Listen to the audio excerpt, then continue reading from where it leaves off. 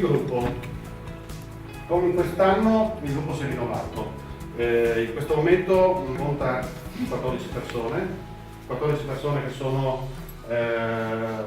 così guidate da principi ispiratori molto importanti, quindi l'autonomia di pensiero e di lavoro, nel senso che non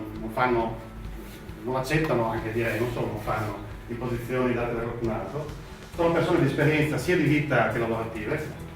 un punto molto importante, persone motivate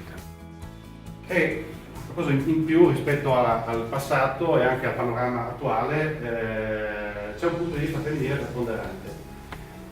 che non è semplicemente di quantità ma è soprattutto di qualità, con grandi capacità sia personali sia professionali e anche culturali. E questo secondo me sarà molto utile,